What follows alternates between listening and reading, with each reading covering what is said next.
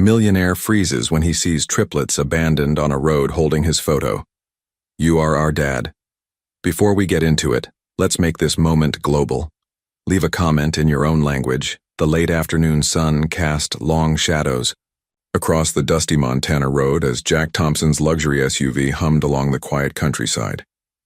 His knuckles whitened slightly around the steering wheel, the only visible sign of the tension he carried from years of high-pressure business dealings. At 38, he had everything money could buy, yet the emptiness inside him had grown with each corporate triumph. Just a few more miles, he muttered to himself, checking the GPS coordinates of the farmhouse he had purchased sight unseen last month, a sanctuary from the relentless pace of his tech empire. The road ahead shimmered in the heat when something unusual caught his eye. 3 small figures walking alongside the rural highway, their silhouettes nearly identical against the golden landscape. No adults in sight. No houses nearby. Jack slowed the vehicle, curiosity overriding his typically cautious nature. 3 children, identical in almost every way, turned to watch his approach with a mixture of wariness and hope in their eyes. He pulled over and rolled down his window. "Are you kids all right? Where are your parents?" Jack called out, noticing their well-worn clothes and tired expressions. The 3 little faces, 2 boys and a girl, he now realized, stared back at him with the same startling, green eyes that matched his own. They appeared to be about 5 years old, with sun-kissed hair and expressions far too serious for children their age. One of the boys took a protective step in front of his siblings. "We're okay," he said with practiced composure. The little girl, however, was studying Jack's face with intense concentration. She reached into her small backpack and withdrew a crumpled photograph. "Are you our daddy?" she asked suddenly, her voice trembling with hope as she held up the photo. Jack's world tilted on its axis.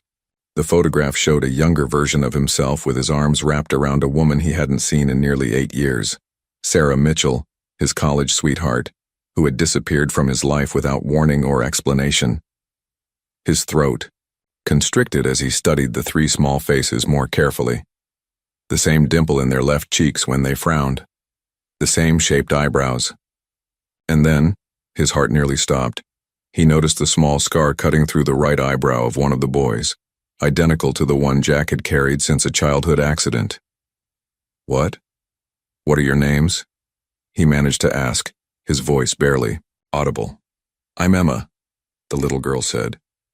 "This is Ethan." She pointed to the protective boy with the scarred eyebrow. "And that's Evan." Jack stepped out of the car on unsteady legs, kneeling to their level. "Where's your mother? Where's Sarah?" The children exchanged glances, a silent conversation passing between them that spoke of a connection only identical triplets could share. "Mommy went to heaven," Emma finally whispered, tears filling her eyes. "2 weeks ago, Aunt Melissa said, we had to stay with her now, but Ethan found Mommy's special box with your pictures and address. We ran away," Ethan added, lifting his chin defiantly.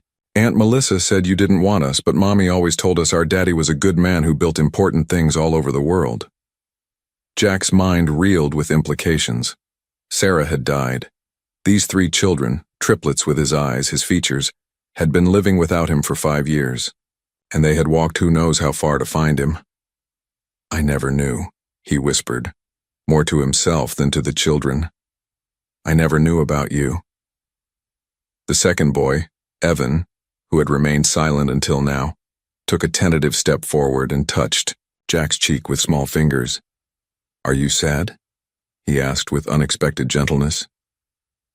Jack hadn't realized he was crying until that moment. 8 years of questions about why Sarah had left. 5 years of a family he never knew existed. And now, 3 little souls standing on a dusty road, looking at him with equal parts hope and fear. "I'm not sad," Jack said, finding his voice at last. "I'm just surprised and very, very happy to meet you." The triplets watched him carefully, weighing his words like much older souls. "Will you take us home with you?" Emma asked, clutching her precious photograph. Jack looked into 3 pairs of eyes that mirrored his own and felt something shift permanently in his universe. Yes, he answered, making a promise to them, and to himself. I'm taking you home. The farmhouse felt suddenly small as Jack ushered the triplets inside, his mind racing with questions he couldn't voice. He watched as the children huddled together on his leather couch, their identical green eyes taking in the half-unpacked boxes and sparse furnishings of his new home. Are you hungry? He asked, realizing he had no idea what 5-year-olds ate. 3 solemn nods answered him. While heating some soup he'd thankfully purchased during his last grocery run, Jack made a critical call. Michael, I need your help, he said quietly into his phone, moving to the hallway. It's urgent. Michael Benson had been Jack's personal assistant for 6 years, the closest thing to a friend the workaholic businessman allowed himself. His loyalty was unwavering, his discretion absolute. I need everything you can find on Sarah Mitchell, her life for the past 8 years, her death certificate, and anything about triplets. Jack's voice cracked on the last word. After settling the children with food, Jack observed them with wonder and trepidation. They ate with the careful manners of children who'd been taught to be grateful for what they received. When Evan struggled with his spoon, Emma automatically steadied his hand. An intimate gesture born from years of connection Jack had missed, entirely. Later that night, after improvising beds from blankets and cushions, Jack sat in the dim kitchen while 3 small bodies slept in his guest room. He opened his laptop and began his own search, fingers trembling as he typed Sarah's name. The local newspaper's obituary was brutally simple. Sarah Mitchell, 36, died in a single-vehicle accident on County Road 18. She is survived by her triplets and sister, Melissa Reynolds. Jack closed his eyes against the pain. Sarah, vibrant, brilliant Sarah, was gone forever, without him ever knowing why she'd disappeared from his life. His phone buzzed with Michael's text. Information incoming. Death verified. Children's birth certificates list father as unknown. Temporary custody granted to sister 2 weeks ago. Unknown. The word cut through Jack like a knife. Why hadn't Sarah told him? What happened 8 years ago to separate them so completely? Jack moved to the guest room doorway, watching the triplets sleep. In the moonlight, Ethan's scar, identical to Jack's own childhood injury, seemed to glow silver against his skin. The coincidence was too profound to dismiss. He retreated to his bedroom and dug through unpacked moving boxes until he found a weathered shoebox. Inside lay dozens of letters he'd written to Sarah after she vanished. Letters full of questions, declarations of love, and eventually, reluctant goodbyes. Letters he'd never sent, having nowhere to send them. Dawn found Jack still awake, watching the sunrise paint Montana's hills golden. Michael's final message of the night confirmed an address just 15 miles away, the home where Sarah had raised their children while Jack built empires, unaware of their existence. A soft sound made him turn. Emma stood in the doorway, clutching her tattered teddy bear. Are you really going to keep us? She asked, her voice small but direct. Jack knelt to her level, meeting eyes so like his own. I'm not going anywhere, he promised, the words forming a vow he hadn't known he needed to make. Today we're going to your house to get your things. Would that be okay? Emma nodded gravely. Mommy kept all your pictures in her special box. She said you didn't know where to find us. Jack's heart constricted. I would have looked for you, if I'd known, he whispered, wondering what truths and lies awaited him in Sarah's home, and what secrets Melissa Reynolds might be hiding. As the other triplets stirred, Jack steeled himself for the day ahead. Somewhere between yesterday and today, finding the truth had become the second most important thing in his life. The first was protecting these 3 children who, against all odds, had found their way to him. The modest blue house at the end of Pine Creek Road told a story Jack wasn't prepared for. Children's bicycles with training wheels leaned against the porch. A handmade wind chime tinkled in the breeze. This was no temporary dwelling. This was a home built over years. That's our house, Evan whispered from the back seat, his voice a mixture of excitement and grief. Using the spare key Emma had tucked in her teddy bear, Jack unlocked the front door. The triplets rushed inside, their familiarity with the space a sharp contrast to Jack's hesitant steps. The living room walls displayed a carefully curated timeline of the children's lives. First steps, birthdays, preschool graduations, moments Jack should have witnessed. His throat tightened as he realized how completely he had been erased from their narrative. "Mommy's room is this way," Emma announced, tugging his hand. Jack followed her down a narrow hallway lined with the children's artwork.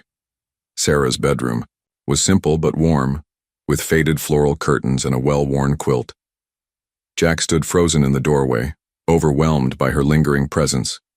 The faint scent of lavender, a book still open on the nightstand. "She kept your pictures in here," Ethan said, pointing to a small wooden chest at the foot of the bed. Inside, Jack found a collection that shattered his understanding of the past 8 years. Photographs of him and Sarah from college, newspaper clippings about his business successes, and most disturbingly, a stack of envelopes addressed to him in Sarah's handwriting, all marked "Return to sender, address unknown." "Impossible," he murmured, examining the envelopes. He'd lived in the same Seattle penthouse for the past decade. His address had never changed. Beneath the envelopes lay a leather-bound journal. Jack hesitated, then opened it to an entry dated 5 years ago.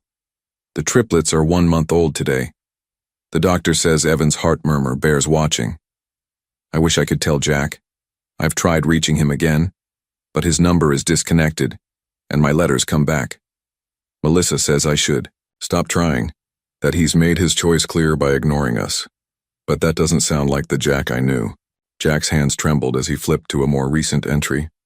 "I saw Jack on TV today, accepting an award for innovation. The triplets were fascinated by the man who looks like Ethan. I tell them stories about their father building important things that help people. I can't bear to tell them he didn't want us. Maybe someday I'll learn why he turned away when I needed him most." A knock at the open front door interrupted Jack's reading. An elderly woman peered inside. "I thought I saw Sarah's children," she said, her eyes widening when she spotted Jack. "Oh, you must be the father. The resemblance is remarkable." "Mrs. Winters," Emma exclaimed, running to hug the woman. "This is our daddy. He found us, the bee." Neighbor studied Jack carefully. Sarah was a wonderful mother. Worked double shifts at Memorial Hospital to give these little ones everything they needed. Always by herself, poor dear. "Did she ever mention why? Why I wasn't in the picture?" Jack asked cautiously. Mrs. Winters frowned. "She said there'd been a misunderstanding. That her sister delivered news of the pregnancy, but you weren't interested in being involved." She lowered her voice. "Between us, I never quite believed it. Sarah kept trying to contact you for years, even showed me letters she'd written that always came back undelivered." As Mrs. Winters excused herself, Jack's mind raced with implications. The pieces didn't fit unless. "Did Aunt Melissa get our mail sometimes?" he asked the triplets. Ethan nodded. "She brought us stuff while Mommy was at work. She said she was protecting us." Jack carefully packed Sarah's journal and the returned envelopes. Whatever web of deception had kept him from his children was beginning to unravel, and Melissa Reynolds appeared to be at its center.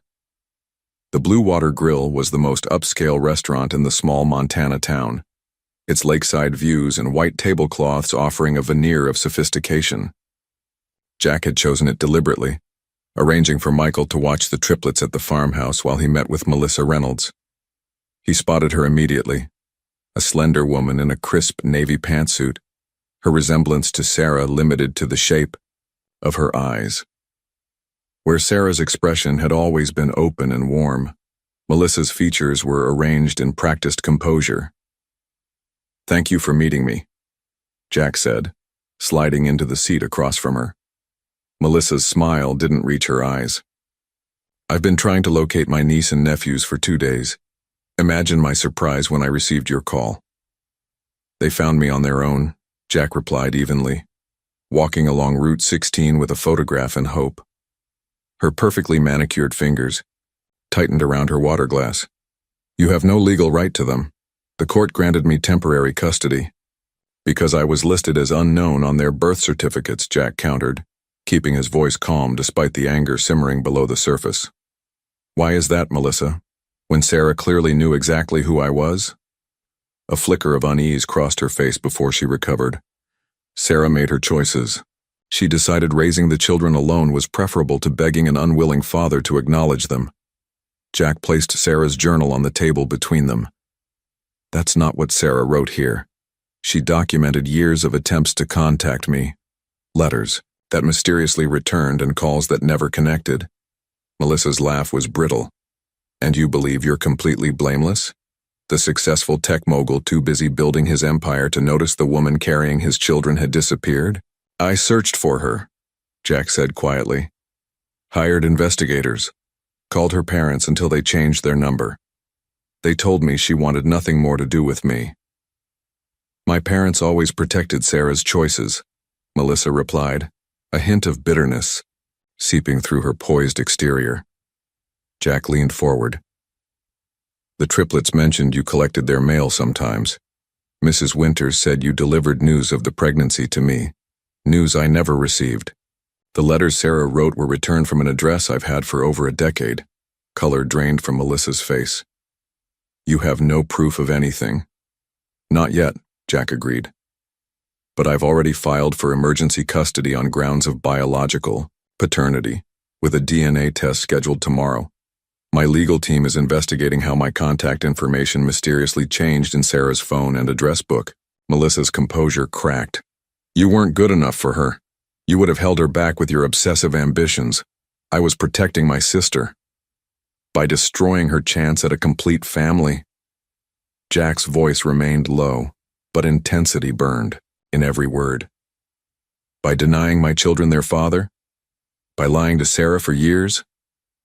Those children have been perfectly fine without you," Melissa hissed. "What can you possibly offer them now? Weekend visits to your corporate offices? Nannies and boarding schools?" The genuine concern beneath her manipulation gave Jack pause. "I can offer them the truth," he said finally, "and the chance to know their father." Melissa stood abruptly, gathering her designer purse. "This isn't over, Jack. I've been there for every fever, every nightmare, every milestone. You're a stranger to them." "A stranger you deliberately created," Jack replied, remaining seated. "Why, Melissa? Was it jealousy, control, or something else?" Her expression hardened. "You have 3 days with them before our court date. Enjoy playing daddy while you can. Those children belong with family, real family." As she strode away, Jack sat motionless, her parting words echoing. She was right about one thing. He was still a stranger to his own children. But the journal in his hands and the triplets waiting at the farmhouse were proof that some bonds transcended time and deception. His phone buzzed with a text from Michael.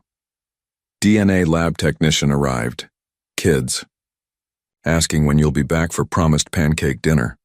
Jack smiled despite the weight on his shoulders. He had 3 days to become more than a stranger to his children, and a lifetime to make up for lost time. Morning sunlight streamed through the kitchen windows as Jack flipped pancakes, hyper-aware of 3 identical pairs of eyes watching his every move. Despite their physical sameness, he was beginning to recognize the triplets' distinct personalities. Ethan perched at the counter, observing with analytical focus, as if cataloging Jack's movements for future reference. Emma chattered enthusiastically about the pancake shapes, suggesting improvements with the confidence of someone accustomed to being heard. Evan sat slightly apart, quietly sketching on a paper napkin, occasionally glancing up with shy curiosity. "Who wants to explore the farm today?" Jack asked, sliding star-shaped pancakes onto their plates. "Are there animals?" Emma asked immediately. Jack smiled. "Not yet, but there's a pond, an apple orchard, and a big red barn we could fix up together."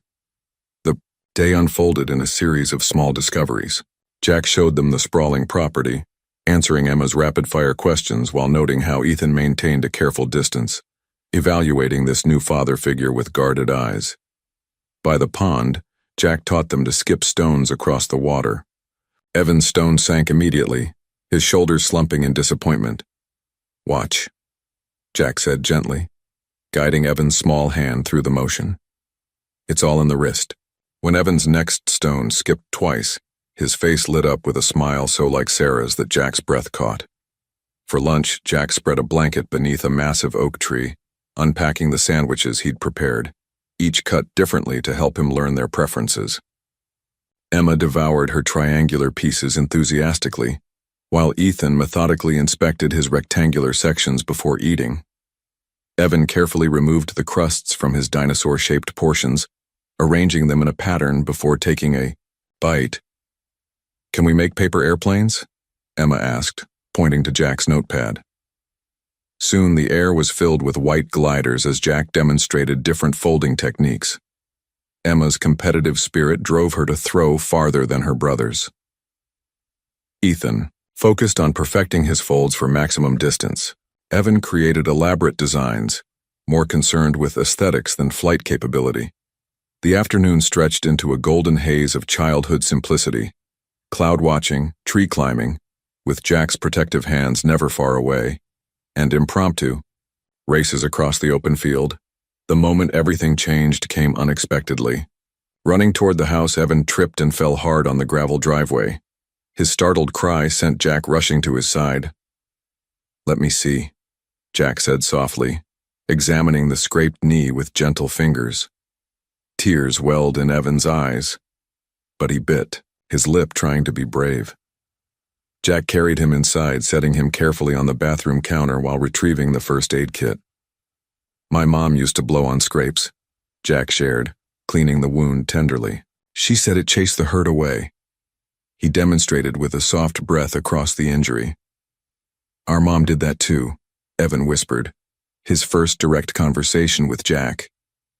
Jack applied a colorful bandage, then pressed a light kiss above it, a gesture instinctive and ancient. "Better?" Evan nodded, his eyes wide with something like wonder. That evening, as Jack read a bedtime story in the living room, he noticed Ethan watching him over the top of a different book. When the story ended and Emma danced off to brush her teeth, Ethan approached, his small face serious. "Are you going to stay?"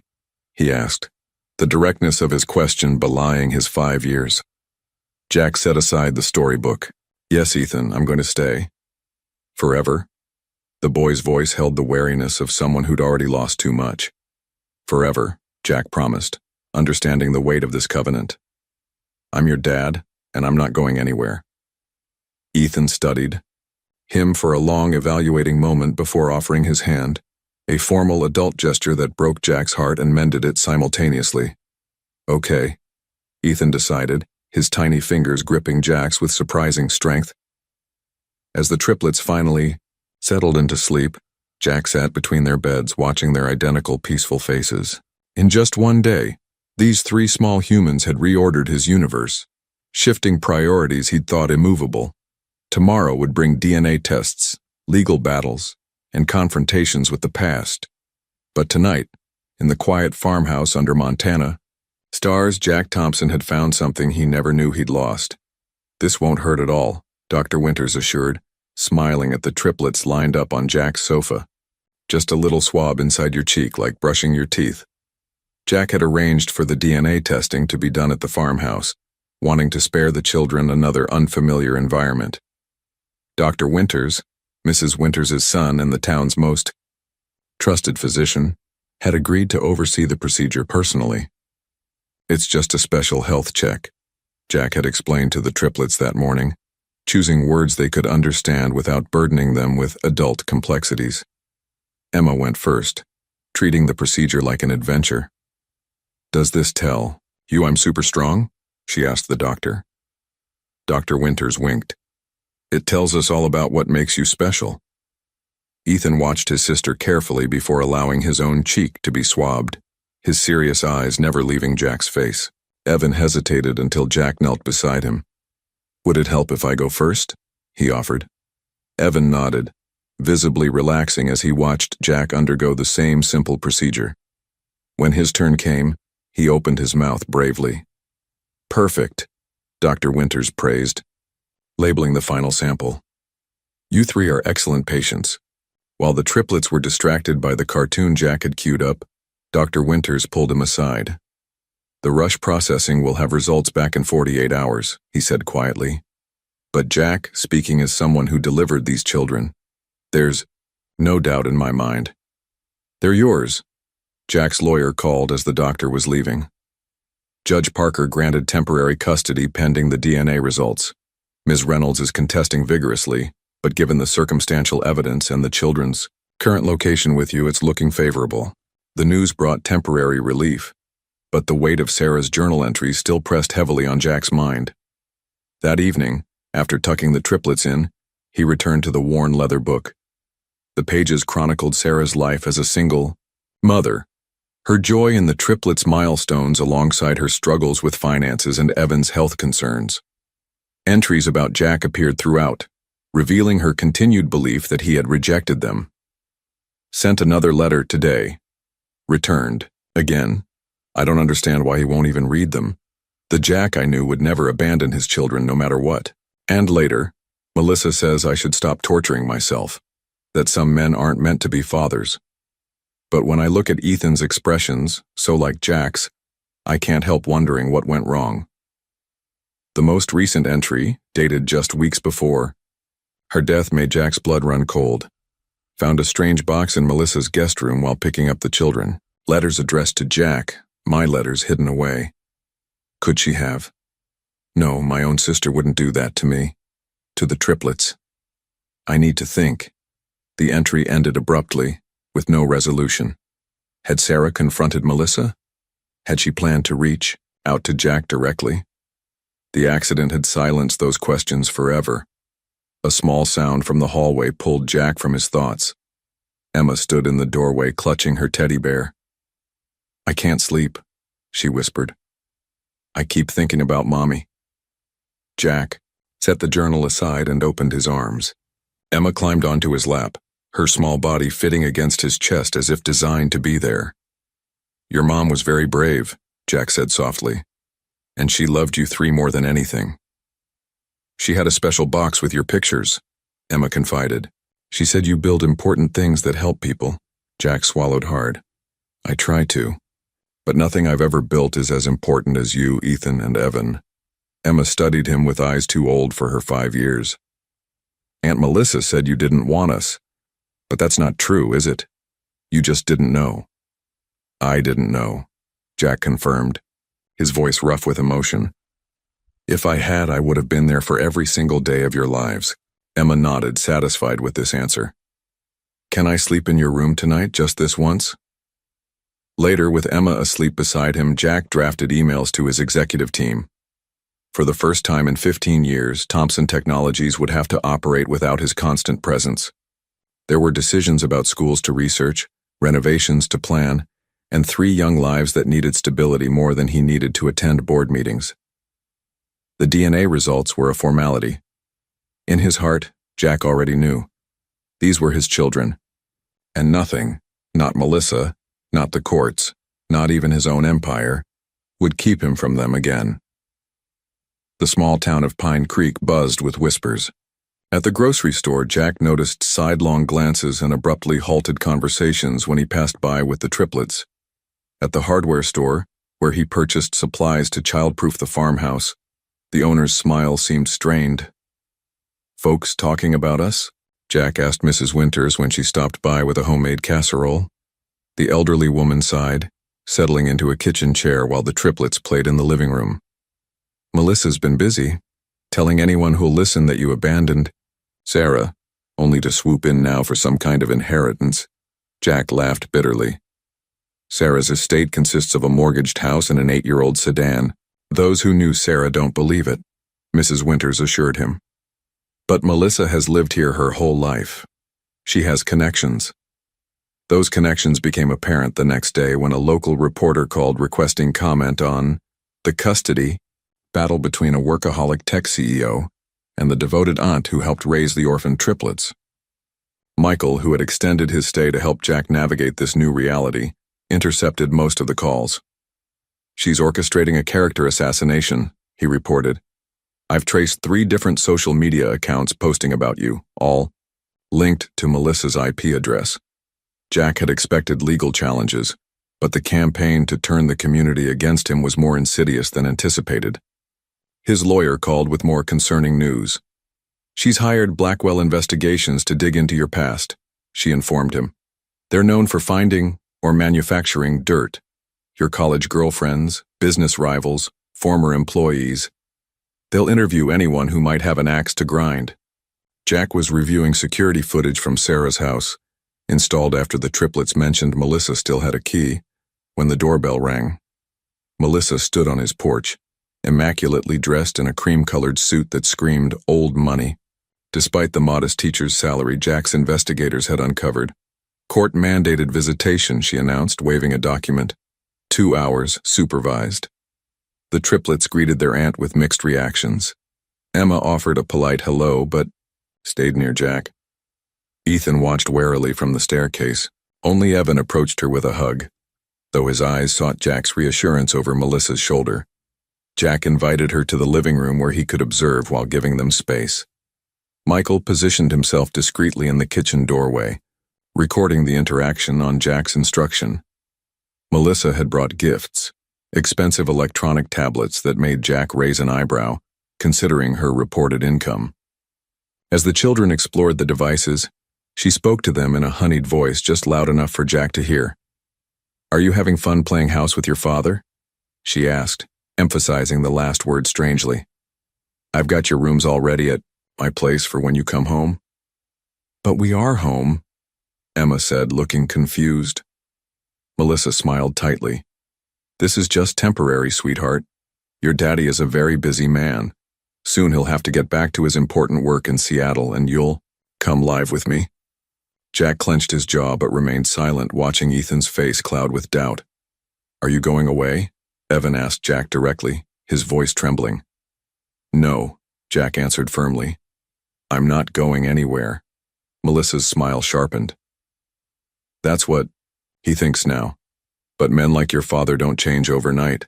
Your mother learned that the hard way." After she left, Jack spent hours reassuring the triplets, answering their confused questions with patient honesty. That night, he called Mrs. Winters again. "I need to understand Melissa better," he explained. "Sarah's journal suggests there was always tension between them, but this feels pathological." Mrs. Winters was silent for a moment. "Sarah was the favorite," she finally said. "Their parents doted on her, the pretty one, the kind one. Melissa was always in her shadow. Then there was the fertility issue." "Fertility issue?" "Melissa can't have children. Medical condition from her teens. It devastated her, especially when Sarah announced her pregnancy. Even worse when it turned out to be triplets." Later, Jack spoke with his lawyer about what he'd observed during the visitation. "She's deliberately trying to instill doubt in the children about my commitment to them." "Document everything," his lawyer advised. "And Jack, I hesitate to ask, but is there anything in your past she could use against you? Any scandals, affairs, questionable business practices?" Jack considered the question honestly. He'd built his company ethically, dated sparingly, and maintained a reputation for integrity that had helped secure government contracts. But like anyone, he'd made mistakes. "I've worked 80-hour weeks for 15 years, he admitted.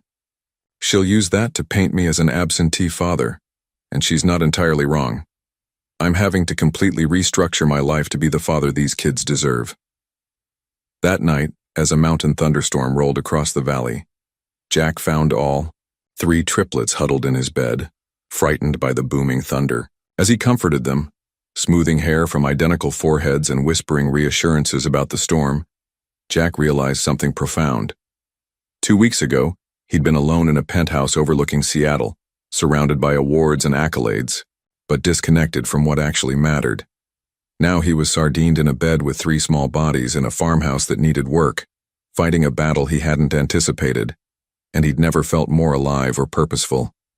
Melissa's campaign might damage his reputation, question his parenting abilities, even temporarily turn the community against him, but watching his children finally drift to sleep, secure in his protection despite the storm raging outside, Jack knew one absolute truth.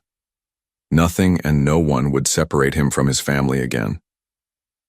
The morning sunlight streamed through the kitchen windows as Jack flipped pancakes shaped like dinosaurs, Evan's latest fascination. The DNA results had arrived yesterday, confirming what Jack already knew in his heart. 99.99% probability of paternity. The triplets had celebrated with ice cream, understanding only that the special test meant they could stay with Jack. More maple syrup, please, Emma requested, her plate already swimming in sticky sweetness. Maybe just a little, Jack smiled, adding a modest drizzle. He noticed Evan hadn't touched his breakfast, instead pushing pieces around listlessly with his fork. His normally rosy cheeks seemed pale. "You feeling okay, buddy?" Jack asked, placing a gentle hand on Evan's forehead. "No fever." Evan nodded unconvincingly. "Just tired." Jack was making mental notes to research pediatricians when Evan suddenly slumped forward, his small body crumpling like a marionette with cut strings. "Evan!" Jack lunged, catching him before he hit the floor. The boy's body felt unnaturally limp, his breathing shallow. Emma screamed while Ethan stood frozen, his face a mask of terror. "Call 911!" Jack shouted to Michael, who was already dialing. The ambulance ride was a blur of sirens and paramedics' calm voices contrasting with Jack's thundering heart. One moment he'd been making pancakes. The next, his son, was unconscious on a stretcher, an oxygen mask dwarfing his tiny face.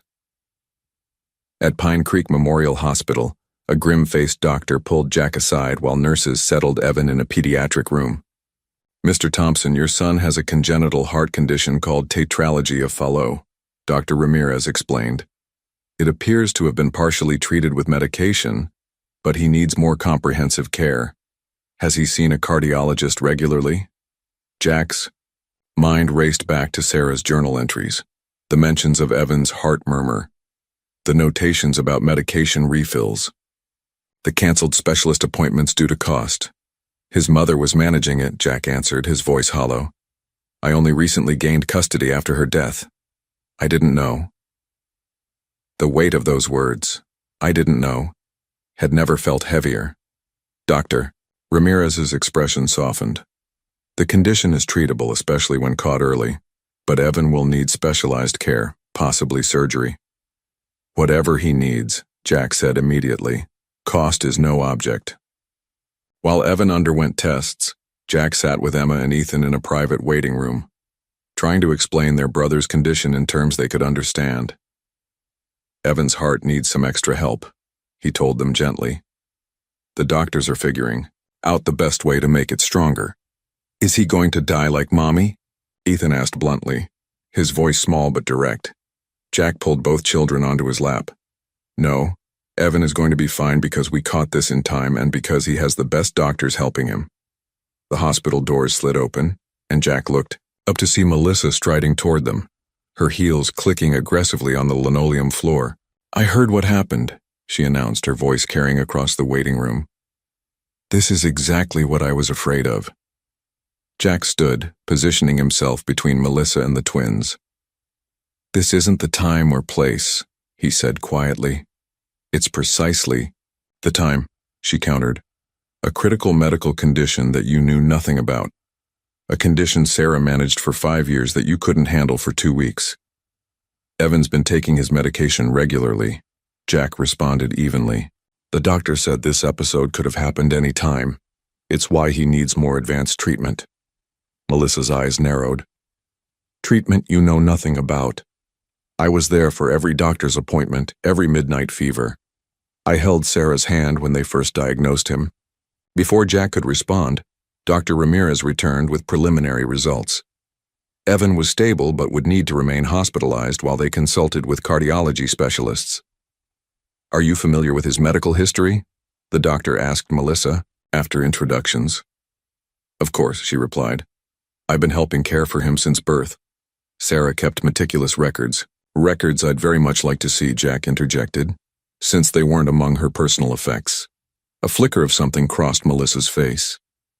"They're at my house. I organized all their medical information after the accident. While the Doctor continued updating them. Jack's lawyer called. He stepped away to answer. Jack, we've been reviewing Sarah's financial records. There's something you should know. She had multiple appointments scheduled with pediatric cardiologists in Seattle and Denver over the years, all canceled. Because of finances, Jack said, remembering the journal entries. That's what she believed. But the cancellations didn't come from her. They came from someone using her patient portal access, from an IP address matching Melissa's home internet. Jack felt his blood run cold. Are you saying? We're still investigating, but it appears Melissa may have been systematically canceling Evan's specialist appointments while telling Sarah they were too expensive or not covered by insurance. When Jack returned to the waiting room, he viewed Melissa through new eyes. Had her obsession with controlling her sister's life actually endangered Evan's health? As if sensing his thoughts, Melissa moved closer to Emma and Ethan, placing a proprietary hand on each child's shoulder. I should take them home while you deal with Evan. They shouldn't be in a hospital environment. They're staying with me, Jack stated firmly. Their brother is hospitalized. Their father, she infused the word with doubt, is clearly overwhelmed. This is exactly what the court should consider regarding their best interests. Jack met her gaze steadily. I've already contacted Children's Hospital in Denver. Their pediatric cardiac team is arranging transfer as soon as Evan is stable. Emma and Ethan will come with us. We're staying together as a family. Denver? Melissa's composure cracked. You can't take them out of state. Watch me, Jack replied quietly. My son needs specialized medical care, and I'm going to ensure he gets it, along with all the appointments he should have had years ago. As Melissa stalked away, Jack returned to the twins, holding them close. Beyond the immediate crisis of Evan's health lay disturbing questions about Melissa's actions. But those would wait. Right now, his children needed him present and focused, the father he was determined to become. Children's Hospital of Denver gleamed in the morning sunlight, its colorful architecture designed to comfort rather than intimidate. Jack had barely left Evan's bedside in the 3 days since their arrival, sleeping in a recliner while Emma and Ethan stayed at the adjacent Ronald McDonald house with Michael. Evan's prognosis was cautiously optimistic. The cardiac team had developed a treatment plan combining medication adjustments with a minimally invasive procedure scheduled for the following week. The chief cardiologist had been blunt. This should have been addressed years ago. He's lucky to have you advocating for him now. Jack was reviewing emails on his laptop. His executive team had been remarkably supportive of his abrupt paternal leave when a soft knock interrupted his thoughts. A woman in her early 30s with warm brown eyes and a kindergarten teacher's patient smile stood in the doorway. Mr. Thompson? I'm Claire Bennett, the Triplets teacher from Pine Creek Elementary. Jack stood, surprised. You drove all this way? Claire stepped into the room, her gaze briefly resting on Evan's sleeping form. I came to deliver some get-well cards from his classmates and... She hesitated. To talk to you about Melissa Reynolds. Over coffee in the hospital cafeteria, Claire revealed what had brought her 4 hours from Pine Creek to Denver. Sarah would often cry after meetings with Melissa, she explained. Once, after a particularly bad argument, Sarah confided that Melissa had stolen her chance at happiness. I didn't understand what she meant until I saw you with the Triplets last week. Claire had been troubled by Melissa's version of events, the abandoned single mother, the suddenly interested father. It never matched the Sarah I knew. She spoke of the Triplets' father with sadness, not bitterness, like something had been taken from both of you. Jack leaned forward. Do you believe Melissa deliberately kept Sarah and me apart? I do now, Claire affirmed. When I heard about Evan's condition and Melissa's involvement with his medical care, pieces started falling into place. Sarah once mentioned trying to get a referral to a heart specialist, but Melissa convinced her the local doctor was sufficient. Sarah trusted her sister completely. Claire wasn't the only unexpected ally to emerge. That afternoon, Jack received a call from Principal Matthews of Pine Creek Elementary, offering to testify about the Triplets' positive adjustment to Jack's presence. The local pharmacist contacted Jack's lawyer, confirming that Melissa often picked up Evan's medications, claiming to deliver them to Sarah. Most surprisingly, Dr. James Peterson, who had been Sarah's obstetrician, requested a meeting via video call. "I tried to reach you when Sarah was pregnant," the silver-haired doctor explained, his expression grave. "She was devastated when you didn't respond to her messages. I suggested contacting you directly through mutual friends, but Melissa intervened, insisting she had already spoken with you personally. She claimed I didn't want to be involved," Jack surmised bitterly. Dr. Peterson nodded. "Melissa always accompanied Sarah to appointments, always spoke first, always managed communications. I found it concerning, but patient confidentiality limited my options." By evening, Jack's legal team had assembled a comprehensive timeline of Melissa's interference, intercepted letters, canceled medical appointments, manipulated perceptions, and a systematic campaign to isolate Sarah while maintaining control. When Emma and Ethan visited Evan that night, their excitement over the hospital's play area temporarily eclipsed the grown-up concerns swirling around them. Jack watched his children interact, Emma demonstrating a new drawing technique to Evan, Ethan carefully organizing get-well cards on the bedside table, and felt a profound sense of rightness despite the circumstances. Later, after tucking the twins in at the Ronald McDonald house, Jack sat alone in the garden, finally allowing himself a moment of grief for the years stolen from him. First dates, first steps, first words, moments he could never reclaim. His phone chimed with a text from his lawyer. "Emergency custody hearing postponed. Judge wants to review new evidence. Keep focused on Evan, we're making progress." Jack looked up at the stars, the same stars that had watched over his children for 5 years without him, with unexpected allies rallying to his side and the truth. Slowly emerging from shadow, he felt something he hadn't dared embrace until now. Hope. "All clear for takeoff," Jack called out, pushing Evan's wheelchair down the hospital corridor at a controlled but exciting pace. After 2 weeks in Denver, including a successful, minimally invasive procedure to repair one of his heart valves, Evan was finally going home. Emma and Ethan flanked the wheelchair like honor guards, occasionally racing ahead only to circle back, their energy boundless after the hospital confinement. The cardiac team had pronounced Evan's prognosis excellent with proper medication and follow-up care. The shadows under Jack's eyes spoke of sleepless nights, but his smile reflected pure joy. The month since finding the triplets had transformed Jack's life completely. Thompson Technologies now had a robust remote work policy, with Jack's leadership team stepping up admirably. His Seattle penthouse was on the market, and contractors were finishing renovations at the Montana farmhouse, creating proper bedrooms for each child with design input from the triplets themselves. "I want stars on my ceiling," Evan had instructed from his hospital bed, sketching elaborate constellations. Emma requested purple walls and bookshelves for her growing collection. Ethan, ever practical, asked only for a desk for important work and storage bins for his treasured rock collection. The drive back to Pine Creek took them through golden autumn landscapes. Jack glanced in the rearview mirror to see all 3 children dozing, their identical faces peaceful in sleep. He sometimes still caught himself marveling at them. These 3 perfect beings who carried his features blended with Sarah's. These children he'd created but hadn't known existed. Life at the farmhouse quickly settled into comfortable routines. Jack learned each child's preferences and quirks.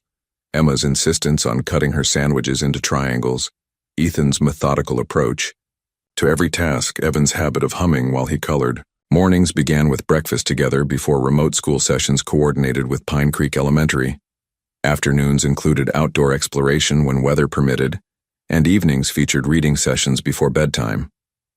Jack's work calls were scheduled during quiet times, often with a child or 2 curled beside him, drawing or reading while he discussed software developments or market expansions. His team had grown accustomed to occasional interruptions from small voices asking important questions about snacks or lost toys. The most unexpected new tradition began one Sunday when Emma asked about visiting Mommy's special place. Jack drove them to the small cemetery where Sarah was buried, bringing wildflowers the children had picked from the farmhouse garden.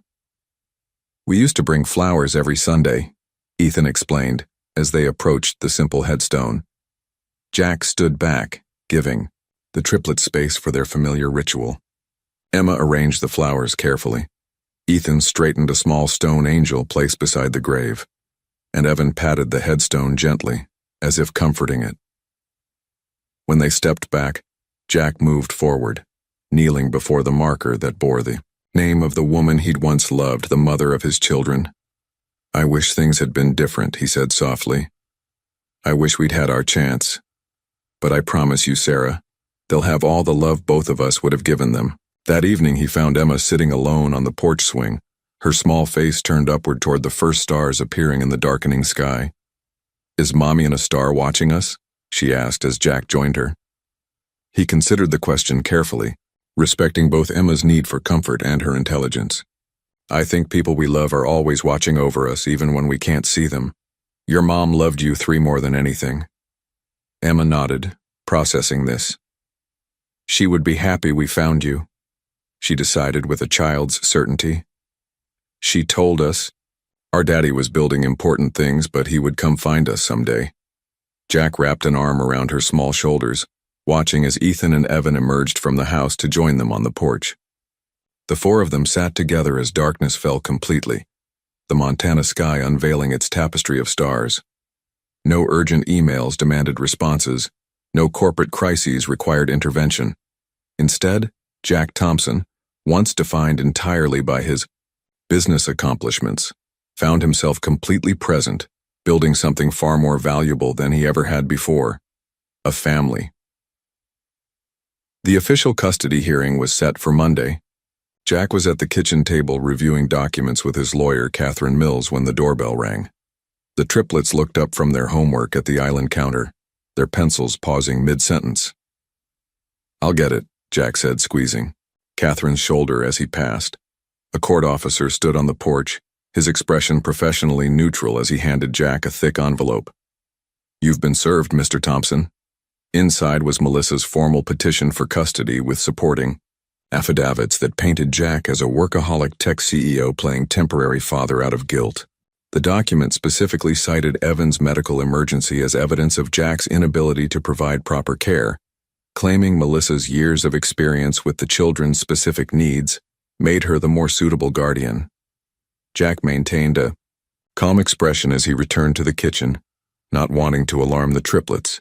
"Why don't you 3 go feed the chickens?" he suggested, referring to the small flock they'd acquired last week. Once the children were outside, Jack spread the documents before Catherine. "She's using Evan's condition against me." Catherine scanned the petition, her lips thinning. "These allegations are misleading at best. She's insinuating you were negligent when in reality, getting him to Denver specialists likely saved his life. She also claims my recent acquisition of rural property demonstrates unstable planning," Jack noted bitterly, as if providing a home with space to grow is somehow negative. Catherine made careful notes. "Judge Parker has a reputation for seeing through manipulation, and our evidence about Melissa's interference with medical appointments will undermine her credibility." That evening, after the triplets were in bed, Jack's phone chimed with a notification. His security system had captured Melissa approaching Sarah's house, the house Jack was still maintaining while deciding whether to sell or rent it. She used a key to enter, emerging 20 minutes later with several file boxes. Jack immediately called Catherine. "She's removing documents from Sarah's house, medical records possibly. I'll file for an emergency preservation order first thing tomorrow," Catherine promised, "and add spoliation of evidence to our counter-filing." The next morning, as Jack helped Evan with his math homework, the boy suddenly looked up with worried eyes. "Aunt Melissa says you'll get tired of playing daddy." Jack set down the pencil, giving Evan his full attention. "Is that something you're worried about?" Evan nodded, his lower lip trembling slightly. "Come here," Jack said gently, lifting Evan onto his lap despite the boy being almost too big for such treatment.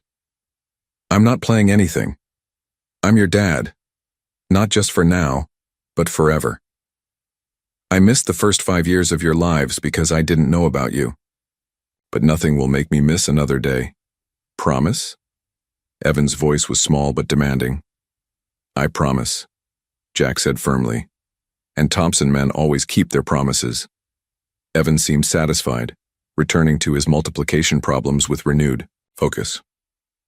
Later that day, Dr. Winters called with concerning news. Melissa accessed Evan's medical records using Sarah's patient portal credentials yesterday. She specifically downloaded records of canceled specialist appointments. Jack's lawyer added this to their growing file of Melissa's questionable actions. The evidence was mounting, but Jack still felt uneasy. Melissa had been part of the children's lives since birth. Her claims of devotion, while complicated by her manipulation, weren't entirely false. The triplets were playing in the yard when Jack received another call, this one from Michael in Seattle. "Jack, we found something interesting in Sarah's financial records. There were regular monthly deposits to her account that don't correspond with her nursing salary. They match the exact amount of the support checks you sent to your old shared address after she disappeared. Checks that were cashed but that Sarah apparently never received." "Melissa," Jack concluded, the pieces falling into place. "She intercepted my support payments but led Sarah to believe I'd abandoned them financially." That night, Jack sat on the porch long after the children were asleep, staring at the star-filled Montana sky. The custody hearing loomed just days away. Everything he cared about now, these 3 small lives that had become his world, hung in the balance of a judge's decision. His phone lit up with a text from Catherine. "Judge issued order, protecting all documents. Melissa prohibited from removing anything else from Sarah's house. First victory." Jack took a deep breath of the crisp autumn air. The battle for his children was just beginning, but for the first time since receiving the custody petition, he allowed himself to feel genuine hope. Jack's dining room had transformed into a war room. Evidence boxes lined one wall, his laptop displayed a detailed timeline of events, and Catherine paced while speaking on the phone with expert witnesses. 4 days remained until the custody hearing. "We've secured testimony from Evan's cardiologists in Denver," Catherine reported, ending her call. "They'll confirm that your decision to seek specialized care was not only appropriate, but necessary." Jack nodded, reviewing affidavits from the triplets' teachers, neighbors, and the pediatrician, who'd examined all 3 children last week. Each document attested to the children's well-being under his care and their obvious attachment to him. "What about the triplets themselves?" Jack asked. "Will they need to testify?" Catherine's expression softened. "Judge Parker prefers to interview children in her chambers, away from parental pressure. She'll likely ask them simple questions about their daily lives with you and with Melissa." The thought of his children being questioned at all made Jack's stomach clench. "They've been through enough already. Which is why we need to prepare them," Catherine advised. "Not coaching them on answers, but explaining the process so it's less intimidating." That afternoon, Jack gathered the triplets in the living room, explaining in age-appropriate terms what would happen at the courthouse. "The judge is like a referee," he said, sitting cross-legged on the floor with them. "Her job is to decide where you will live." "With you," Emma stated confidently.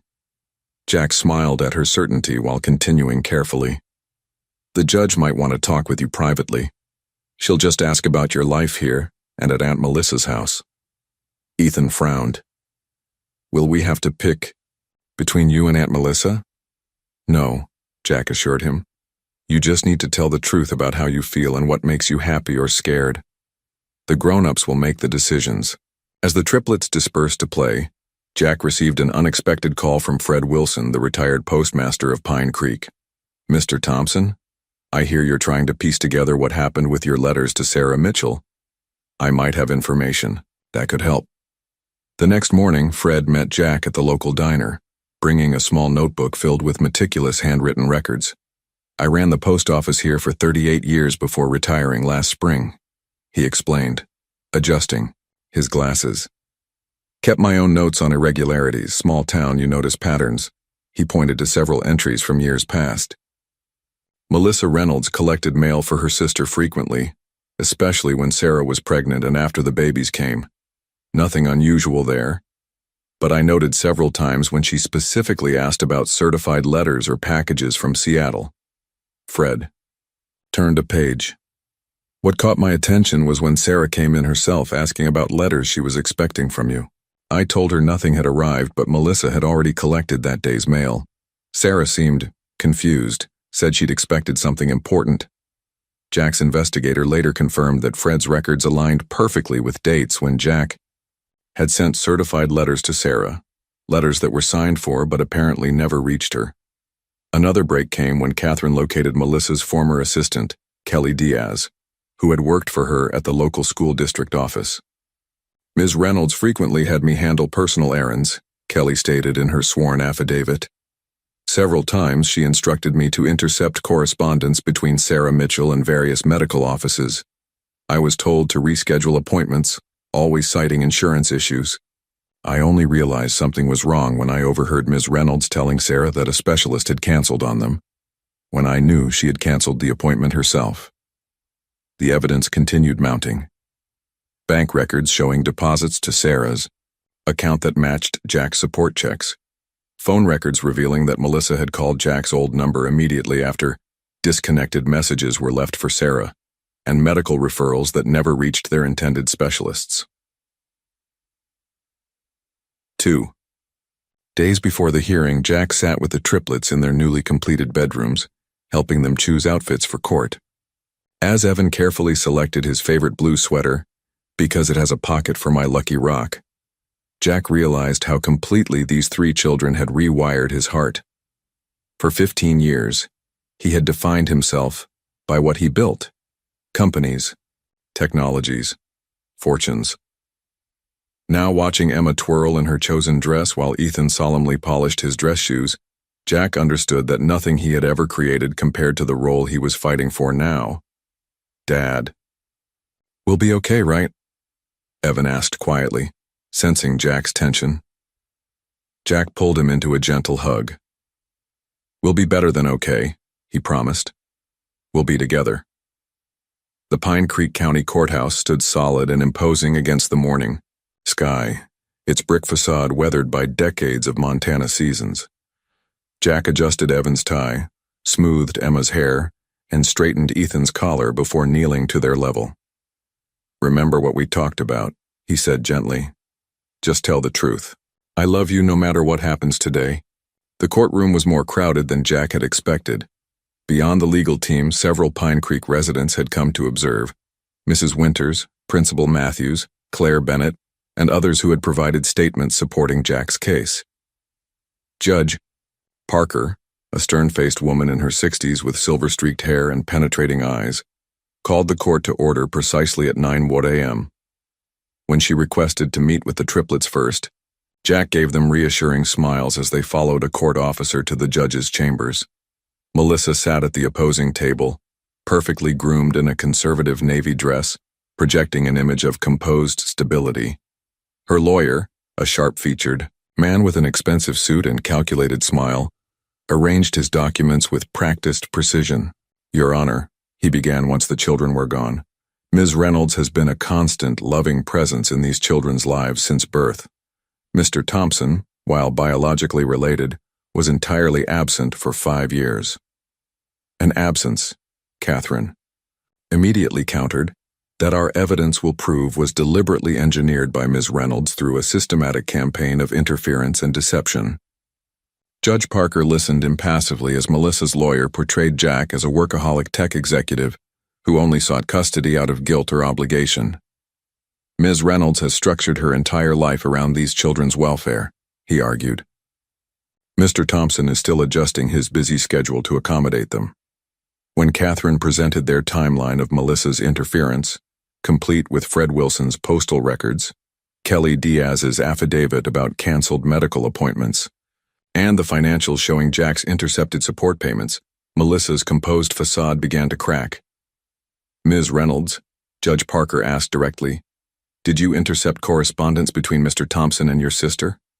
Melissa's eyes darted. To her lawyer, "I was protecting Sarah," she finally responded. "He would have disappointed her again. She deserved better." "Better than knowing the father of her children was sending child support? Better than specialized medical care for Evan?" Catherine pressed. The most damning evidence came from Michael, who had forensically recovered deleted emails from Sarah's laptop. Drafts addressed to Jack explained her pregnancy and asked why he had rejected her and the babies.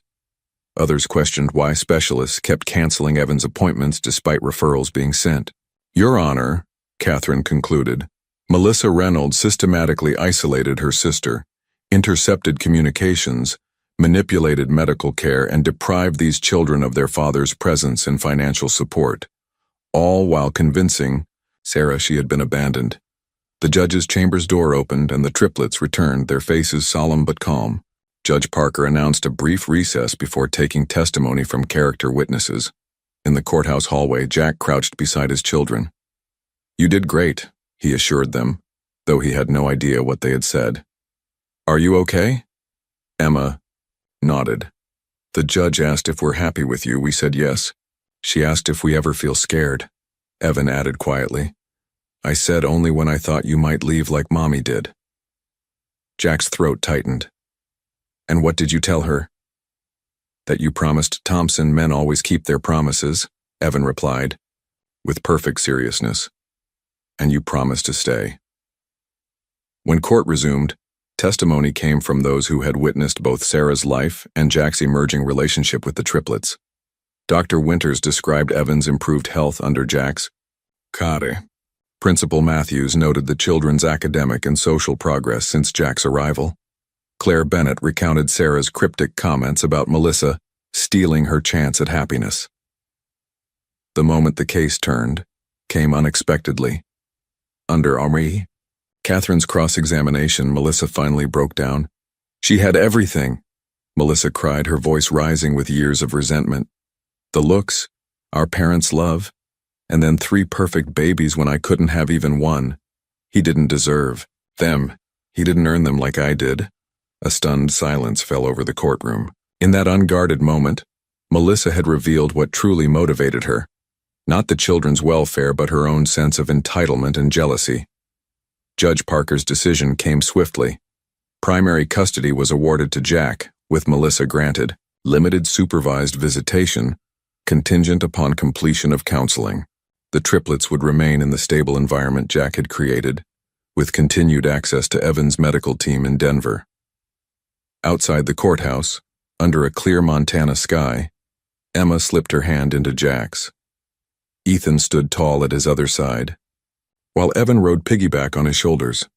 Home? Jack asked simply. 3 identical voices answered as one. Home. Autumn gave way to winter, and the farmhouse transformed with the seasons. Jack filed the paperwork to officially change the triplets' last name to Thompson, a moment marked with a small celebration and homemade cake. Does this mean we're really yours forever? Emma asked, her face smeared with chocolate frosting. You were always mine, Jack answered, his voice catching. The papers just make it official for everyone else. The renovation of the farmhouse continued through the snowy months. Each triplet's bedroom reflected their emerging personalities. Evan's ceiling now displayed glow-in-the-dark constellations that matched real star patterns. Emma's bookshelves overflowed with stories and art supplies. Ethan's organized space featured collections of rocks, feathers, and other natural treasures. In January, Evan underwent his final corrective procedure. Jack slept in the hospital chair, each night working remotely during the day while never leaving his son's side. When the cardiologist pronounced Evan's heart fully repaired, with an excellent prognosis for a normal life, Jack celebrated by taking all 3 children sledding down the gentle hills behind their home. Healing came in other forms too. The triplets began weekly sessions with a child psychologist who specialized in grief and family transitions. Jack joined them often, learning to navigate the complex emotions of children who had lost their mother and were adjusting to a father they were still getting to know. Ethan's breakthrough came during a snowstorm in February. As wind howled outside their snug farmhouse, he approached Jack with uncharacteristic hesitation. I was mean when you first found us, he confessed, his small face serious. I didn't want to like you because I was scared. Scared of what? Jack asked gently. That if I loved you, you might go away like Mom did. Ethan's voice trembled. But you didn't go, even when Evan got sick and Aunt Melissa was mean. Jack pulled him close. I'm not going anywhere, Ethan. Ever. For the first time, Ethan initiated a hug, his small arms wrapped tightly around Jack's neck. The most surprising development came in early spring. Melissa, who had been regularly attending therapy as ordered by the court, sent a handwritten letter. In it, she apologized for her actions, explaining how grief over her infertility and jealousy of Sarah had twisted her into someone she no longer recognized. Jack debated whether to respond, finally deciding that healing required truth rather than continued resentment. He arranged a carefully supervised visit at a neutral location. Melissa arrived without her usual polished armor, visibly nervous but genuinely attempting to rebuild a healthy relationship with her niece and nephews. They need family connections, Jack told his lawyer when explaining his decision. Sarah would have wanted them to know her sister, the real Melissa, not the one who was consumed by jealousy. As winter's grip loosened and the first green shoots appeared on the farmhouse property, Jack found himself planning a garden with the triplets. Not just for the coming season, but for years ahead. Thompson Technologies continued to thrive under his more balanced leadership, but his greatest creation was the home he was building with 3 children who had found him on a dusty road less than a year before. 1 year to the day after Jack found the triplets on that dusty Montana road, the Thompson family gathered in the blooming garden behind their farmhouse. The morning sun cast golden light across the property they now all called home, warming the spring air as Jack adjusted a small plaque on a newly planted cherry tree. "Today is a special anniversary," he explained to the triplets, now 6 years old and thriving. "It's been exactly 1 year since we found each other." "Since we found you," Emma corrected with her characteristic confidence. "We did all the walking." Jack smiled, acknowledging the truth of this. "And to celebrate, I thought we could do something to remember your mom." This was her favorite kind of tree. The children helped pat soil around the sapling's base, each adding a small memento to the fresh earth. A painted stone from Emma, a carefully folded paper bird from Evan, and a polished pine cone from Ethan. Jack had learned that grief needed space to breathe, and creating rituals like this helped the triplets process their loss while embracing their new life. After the tree planting, Jack presented each child with a scrapbook he had spent months creating. Inside were photographs of Sarah from college, stories she had written, and memories shared by those who had known her. The final pages contained photographs from the past year, their first year as a family with Jack. "This way, you'll always remember her," Jack said softly, "and how much she loved you." That afternoon, while the children played with the puppy they had recently adopted from the local shelter, Jack retrieved a wooden chest from Sarah's house, which they still maintained as a rental property. He had been systematically sorting through her belongings, preserving meaningful items for the triplets' future. Inside the chest, beneath a stack of childhood mementos, Jack discovered an envelope he hadn't seen before. His name was written on the front in Sarah's familiar handwriting, the paper slightly yellowed with age. The date in the corner indicated she had written it just 3 weeks before her accident. With trembling hands, Jack opened the letter and began to read. "Dear Jack, if you're reading this, I've finally found the courage to send it. For years, I believed you had chosen not to be part of our children's lives. I've recently discovered this may not be true. I found letters I wrote to you hidden in Melissa's guest room, letters that never reached you. I don't know yet what this means or what happened between us, but I need to believe the Jack I knew, the man I loved, would never have abandoned his children if he knew they existed. Our triplets are extraordinary. Ethan has your determination and thoughtful nature. Emma carries your confidence and creativity. Evan has your gentle heart and curiosity. They ask about you often, and I've only ever told them that their father is a good man who builds important things that help people. I don't know if reconciliation is possible after so many years and so much pain, but our children deserve to know their father, and you deserve to know them. If there's any chance that you were as much a victim of circumstance as I was, then perhaps we can find a way forward, not for us, but for Ethan, Emma, and Evan. If nothing else, know that they are the best of both of us, and that despite everything, I never stopped believing that someday we would be a complete family. Sarah." Tears blurred Jack's vision as he finished reading. Sarah had discovered the truth and planned to find him. only to have fate intervene in the cruelest way. That evening, as the spring sunset painted the Montana sky in brilliant oranges and pinks, Jack sat on the porch swing with the triplets crowded around him.